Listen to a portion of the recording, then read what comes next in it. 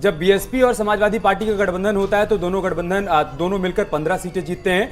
लेकिन जब कांग्रेस और समाजवादी पार्टी का गठबंधन लोकसभा चुनाव के लिए होता है तो क्या वोटर के मन में यह बात थी कि नहीं, हम दिल्ली की सत्ता के लिए चुनाव कर रहे हैं और वहां पर बीजेपी के मुकाबले अगर कोई बड़ी पार्टी है तो कांग्रेस पार्टी है। इस वजह से हम देख पा रहे हैं कि कांग्रेस के कैंडिडेट 6-7 सीटों पर इस वक्त आगे चल रहे हैं। अमित जी देखिए, ऐसा है कि अगर देश की चर्चा की जाए तो नो डाउट कांग्रेस एक मुख्य विपक्षी पार्टी और उसको माना भी जाता। अगर बोल दे कि अब कांग्रेस नहीं है तो ये मानने को मैं तैयार नहीं हूँ। जहाँ तक चर्चा हो रही थी 2 दूनी 4 नहीं होता राजनीति में, लेकिन यहाँ पे समझने की जरूरत है 2019 का जो समीकरण था उसमें जो बसपा के वोटर थे वो समाजवादी में नहीं आए थे, लेकिन समाजवादी के वोटर बसपा में शिफ्ट हुए थे। तो ये कारण था हार जीत का। वहां पे आप देखिए बसपा वाले ज्यादा जीते थे और समाजवादी वाले कम जीते थे।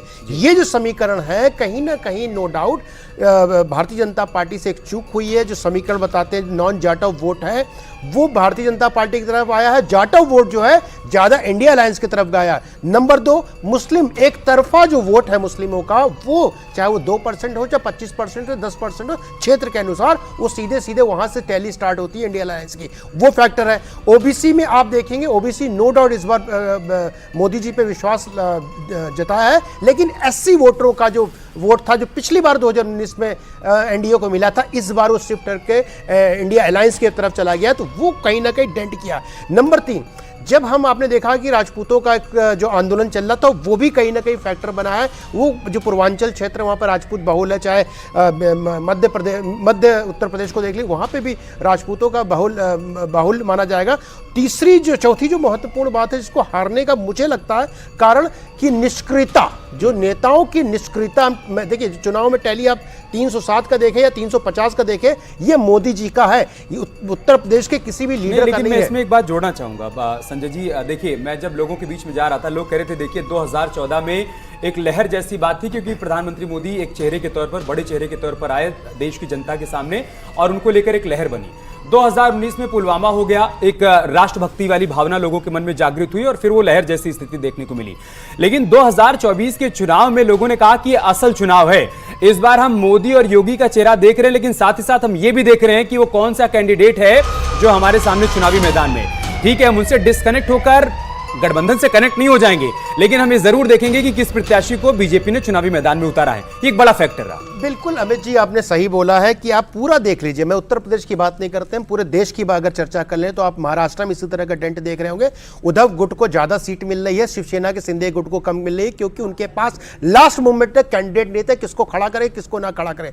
वही सिनारियो आपको बिहार में देखने को मिल रहा है, जेडीयू के साथ डेंट हो रहा है। वही सिनारियो आप बंगाल में जाके देखिए, वहां पर भी भारतीय जनता पार्टी को डेंट हो रहा है। तो डेंट जहां पे भी हो रहा है तो सीट सिलेक्शन की बात हो रही है, कैंडिडेट की बात हो रही है। जहां तक स्पेसिफिक हम उत्तर प्रदेश की अगर चर्चा करें तो उत्तर प्रदेश में नो डाउट लोगों में बहुत नाराजगी है कैंडिडेट को लेकर। कई ऐसे कैंडिडेट हैं जिनको अगर भारतीय जनता पार्टी या नरेंद्र मोदी का नाम ना हो सकता है 5000 वोट नहीं पाते, और वो ऐसे नेता हैं कहीं ना कहीं आप देख रहे हैं कि हारने के कगार पे या हार की तरफ बढ़ते हुए हैं। तो ये सब चीजें भारतीय जनता और जो लहर में जीत जाया करते थे मनीष शुक्ला जी, इस बार बात उनके चेहरे पर आ गई। लोगों ने कहा कि ठीक है लहर वहर तो एक अलग बात है, लेकिन इस बार हम ये देखेंगे कि ये जिस प्रत्याशी के लिए हम वोट करने जा रहे हैं ये वही प्रत्याशी है नहीं जो चेहरा हम चाहते थे।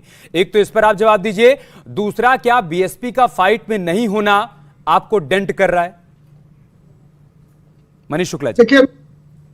देखिए अमित जी, लगातार मैं इस बात को कह रहा हूं कि जब तक फाइनल रिजल्ट नहीं आ जाता, कौन कहां से जीता, जब तक ये बात रिजल्ट में सामने नहीं आती तब तक इस बात पे डिबेट करना कम से कम प्रवक्ता के नाते हमारे लिए ठीक नहीं है जी। और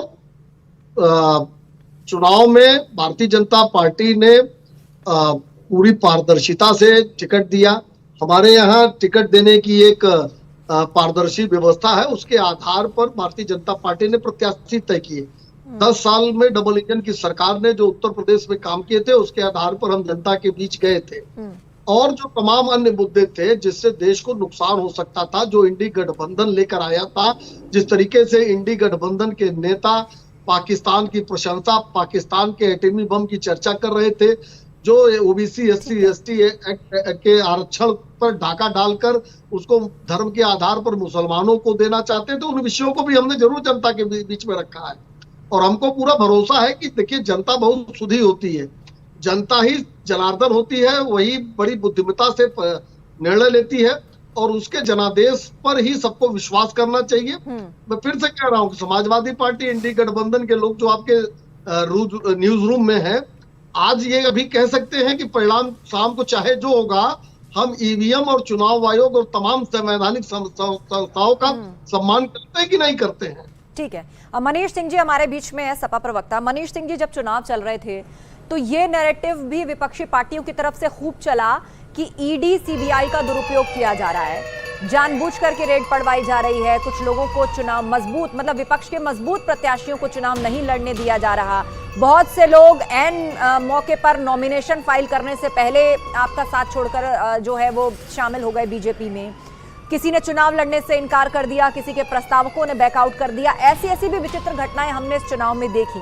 तो अब आप इन रुझानों को मानकर चल रहे हैं कि ये उलटफेर हो रहा है, तो अब वो सारी बातें जो उस वक्त चुनावी मैदान में आपने कही थी, संवैधानिक संस्थाओं को कटघरे में खड़ा किया था, ईडी, सीबीआई, चुनाव आयोग, पुलिस, डीएम, इन सब पर आपने निशाना साधा था।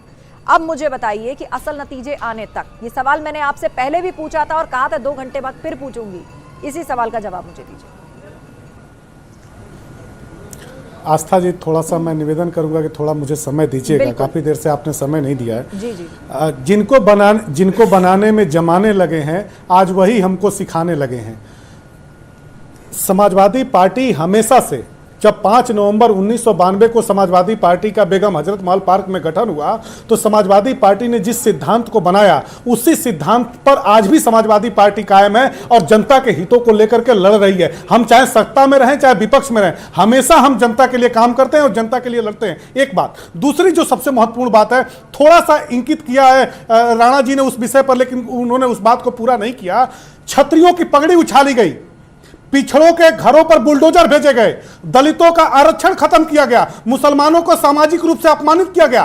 क्या इसका निर्णय जनता नहीं करेगी? उत्तर प्रदेश में जिस तरह से सामाजिक रूप से समाज के सभी वर्गों का अपमान भारतीय जनता पार्टी ने किया, उसका परिणाम है कि आज भारतीय जनता पार्टी स्वाहा होने जा रही है, खत्म होने जा रही है। और सबसे महत्वपूर्ण बात, हमने युवाओं से क्या वादा किया था? कोई भी पार्टी अगर मुद्दों को लेकर के जाती है जनता के बीच में, तो युवाओं से क्या वादा करती है कि तुम्हारे भविष्य को हम सुरक्षित करेंगे। कौन सा सुरक्षा दिया? अग्निवीर जैसे योजना लेकर के आए, 4 साल की संविदा की नौकरी लेकर के आए। और ये भारतीय जनता पार्टी के जो प्रवक्ता हैं, प्रवचन कर रहे हैं, इन्होंने आरक्षण पर प्रवचन कर रहे हैं। अरे पिछड़ों का आरक्षण जिस तरह से आपने खत्म किया है, प्राइवेटाइजेशन कौन लेकर के आया? आपने आकाश बेचा है, जमीन बेचा है, पाताल बेचा है, इसका जवाब जनता ने दिया है। और सबसे बड़ी बात आस्था जी, कि देश इस समय बदलाव के रास्ते पर है, परिवर्तन के रास्ते पर है। जब असीम अरुण जी बोल रहे थे तो एक लाइन वो गलती से बोल गए, वो शायद उनको ये बात ध्यान में नहीं, युवा परिवर्तन चाहता है। यही बात तो हम लोग बार बार कह रहे हैं कि उत्तर प्रदेश का और देश का युवा परिवर्तन चाहता है और युवाओं ने परिवर्तन के लिए वोट दिया है। और उत्तर प्रदेश के युवाओं ने अभी तो अच्छा कर रहे हैं, तो फिर इतना गुस्सा क्यों? प्यार से भी तो अपनी बात रख सकते हैं ना। देखिए, मैं कह रहा हूं, आप ये कह रहे हैं कि युवाओं ने हमारा साथ दिया। आस्था ने सवाल कुछ और किया था। उन्होंने कहा कि आप जो तमाम मशीनरीज पे सवाल खड़ा किया करते थे, क्या वो सवाल आपके खारिज हो जाएं? अब उन सवालों का जवाब आपको मिल गया है, आप शांत हो जाएंगे? अभी भी आप बार बार ये कहते रहेंगे कि हमको ईवीएम पर भरोसा नहीं है, हमको ईडी और सीबीआई का दबाव बनाया जा रहा है, या फिर डीएम को फोन किया जा रहा है, डीएम के जरिए दबाव बनाया जा रहा है? अभी भी आप इन बातों को कहते रहेंगे या अब आपको सरकारी संस्थाओं पर भरोसा है? जब आप गेन कर रहे हैं, आप 38 सीटों पर पहुंच रहे हैं, जहां तक मुझे याद है 2009 में शायद समाजवादी पार्टी ने सर्वाधिक 32 सीटें जीती थी। इससे बेहतर प्रदर्शन कभी रहा नहीं है और शायद इस बार उसको दोहरा दे मनीष जी। तो क्या अब आपका भरोसा कायम रहेगा मनीष जी? एंड रिजल्ट जो भी आए, अब तो सवाल नहीं उठाएंगे ना? शुक्ला जी, हम बार बार सवाल उठाएंगे। इन 10 वर्षों को हमने भोगा है। देश के सभी राज्यों में ईडी को आपने भेजा, सीबीआई को भेजा, आईटी को भेजा। क्या गुजरात वाहिद हिंदुस्तान का ऐसा राज्य है जहां पर एक भी किसी सीबीआई के कर्मचारी को नहीं भेजा आपने? एक भी छापे नहीं पड़े? उत्तर प्रदेश और देश के सभी राज्यों में आपने नेताओं को परेशान किया, व्यापारियों को परेशान किया, किसानों मजदूरों को परेशान किया। आपने जिस तरह से परेशान किया, और गुजरात में किसी भी व्यक्ति के यहां, किसी भी व्यापारी के यहां आपने एक भी छापा डाला इन 10 वर्षों में? 4000 से ऊपर छापे पड़े, लेकिन वहां पर आपको 37 भारत उनको की जनता ने 304 तो मिली चीन है, के सवाल आप पर भी ऐसे भाजपा से उत्साहित हो पूछा। गए, ऐसे आप कह रहे हैं बीजेपी का स्वाह हो रहा है, एनडीए का स्वाह हो रहा है, सरकार उन्हीं की बन रही है और उसी किसान ने, उसी मजदूर ने, उसी युवा ने उनको वोट किया है। और रही बात ये छापे पड़ने की, जो कोई गलत करता है छापे वहीं पड़ते हैं। मनीष, ये भी आपको बताए, आपके यहाँ तो छापे नहीं पड़ गए, मनीष सिंह के यहाँ तो छापे नहीं पड़ गए, जनता जवाब दे रही है, छापे नहीं पड़ गए ना। जनता जवाब दे रही है शुक्ला जी। जब साइकिल से कोई नेता फॉर्च्यूनर पर घूमने लगता है तो उसी जनता के मन में सवाल आता है कि नेताजी जो कल तक साइकिल नहीं खरीद सकते थे, आज वो फॉर्च्यूनर पे घूम रहे हैं, कहां से घूम रहे हैं? और उनके यहाँ छापा पड़े तो आपको इस बात से तकलीफ? अरे भारतीय अरे शुक्ला अरे वो किसी भी दल के हो सकते हैं मनीष जी, मैंने ये नहीं कहा। आपने कहा ना कि ईडी और सीबीआई के छापे क्यों पड़ रहे हैं, वो छापे उन्हीं के यहाँ पड़ते हैं, जो गलत होता है उसी के। आप दोनों